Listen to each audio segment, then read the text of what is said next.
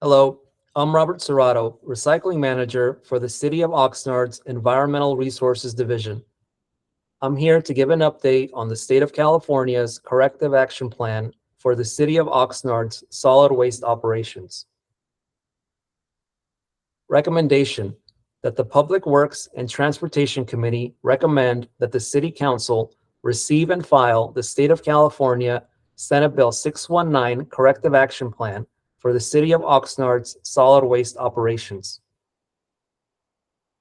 State of California Senate Bill 1383, also known as the Short-Lived Climate Pollutants Law, was signed on September 9th, 2016. SB 1383 requires jurisdictions to increase diversion of organic waste from landfills and meet the statewide target to divert organic landfill disposal by 75% in 2025.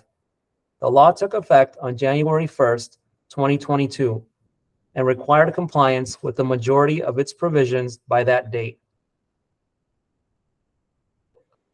The city and many other jurisdictions have struggled to comply with SB 1383's deadlines due to a variety of factors, including a lack of existing local infrastructure to process organic waste, supply chain disruptions caused by the COVID-19 pandemic, staffing shortages, and the lack of funding for this unfunded state mandate. State of California Senate Bill 619 was passed to provide jurisdictions with relief from penalties for not complying with SB 1383 requirements by January 1st, 2022. SB 619 allowed the city to submit a notice of intent to comply to the California Department of Resources, Recycling, and Recovery. The City Council passed Resolution number 15542 on March 1st, 2022, allowing the submittal of a NOIC to CalRecycle, proposing a timeline for execution of the provisions of SB 1383. CalRecycle issued a draft correction action plan to the city in November 2022. Environmental Resources staff and CalRecycle staff worked to finalize the CAP tasks and target completion dates. CalRecycle issued a final CAP to the city on March 6, 2023, that outlines the tasks the city must complete in order to come into compliance with SB 1383. The city of Oxnard is one of 160 California cities that have been issued a CAP. CalRecycle's CAP lists 30 tasks to be completed by March 1st, 2024. 9 tasks have been completed by the city, and ER staff needs to provide verification to CalRecycle. The remaining 21 tasks need to be completed no later than March 1st, 2024, or the city could be issued administrative civil penalties of $500 to $10,000 per violation per day. In order to comply with the state mandates, ER staff will be reaching out in person and by mail through the United States Postal Service to commercial, industrial, and residential customers to help bring them into compliance. The biggest SB 1383 compliance challenge is getting residential, multifamily, and commercial waste generators to comply with the new state mandates. Despite numerous attempts to inform our customers, we have yet to reach the state's mandated thresholds for organics and recycling services. The following are highlights of the city's outreach efforts conducted to date. The city mailed 4 separate letters asking multifamily and commercial generators to sign up for organic and non-organic recycling service or apply for a waiver if eligible. After mailings, staff followed up with phone calls to non-compliant commercial and multifamily generators in 2020 and 2021. Mail inserts were sent to generators in their utility bills, informing them of the new organic waste recycling mandates. ER staff has hosted over 25 information booths, passed out flyers, and conducted presentations on SB 1383 at over 25 community events. ER staff must also conduct annual route reviews of all commercial and residential waste collection routes. Organic and non-organic recycling waste containers will be randomly selected and inspected for prohibited items. Waste generators who place prohibited items in a container will be notified of the violation, and information will be provided to minimize contamination of the organic and non-organic recycling waste stream. CalRecycle has calculated the city's annual organic waste product procurement target at 16,374 tons. The city will have to identify additional organic waste product procurement opportunities to meet our procurement target. ER staff will work with other city departments to expand the use of recovered organic waste products throughout all city divisions. SB 1383 also requires the state by 2025 to recover 20% of edible food for human consumption that would otherwise be disposed of.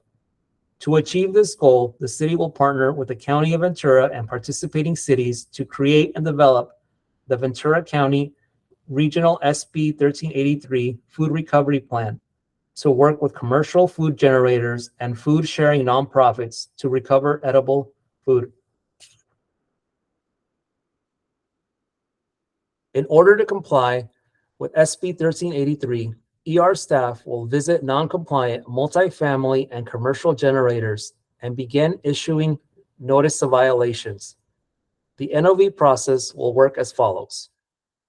First NOV allows the generator 20 days to come into compliance by starting service for non-organic and organic waste recycling or submitting proof of eligibility for a waiver.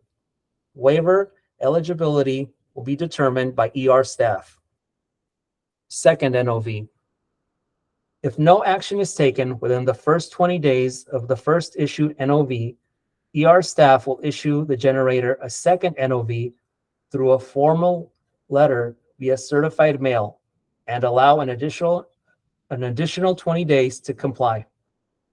Third NOV. If no action is taken after the second NOV, a third and final NOV will be issued through a formal letter via certified mail or hand-delivered, allowing an additional 20 days to comply, for a total of 60 days from the first NOV.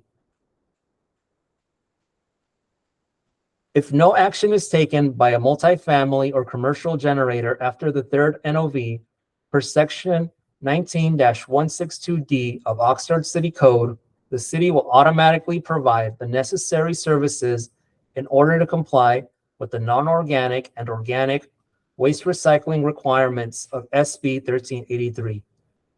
The addition of non-organic and organic waste recycling services will be reflected in the waste generator's utility bill. Costs will vary depending on the required services in order for the generator to come into compliance. Failure to comply with SB 1383 by March 1st, 2024 will result in the city being issued administrative civil penalties of no less than $500 and no more than $10,000 per violation per day from CalRecycle, depending on the severity of the violation. Additionally, Section 18996.9 of SB 1383 gives CalRecycle the authority to directly issue an NOV and administrative civil penalties to a waste generator for failing to comply with the state's mandates. Environmental resources staff will continue to work to meet the requirements of SB 1383 by providing outreach to residents and businesses, conducting site visits to evaluate service level needs, performing inspections of waste containers to minimize contamination of the organic waste stream, and by issuing notice of violations to non-compliant waste generators. Unrelated to the cap. Currently, organics received at the Del Norte Recycling and Transfer Station are going to Agromin in Santa Paula and Simi Valley. The city of Oxnard is exploring developing an organic waste processing facility with Colony Energy Partners at Del Norte. If constructed, the facility will enable the city to reduce its costs of transportation and disposal of green and food waste currently collected by the city. Recovered organic waste can be used as feedstock in the production of renewable energy and as compost or fertilizer. Financial impact. There is no fiscal impact for the recommended action.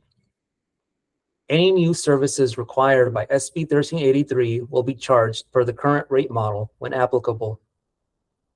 To comply with all aspects of the state's mandate, the city will need to procure additional materials and equipment in compliance with SB 1383, which may result in additional funding requests in future recommended operating budgets. That concludes my presentation. Thank you.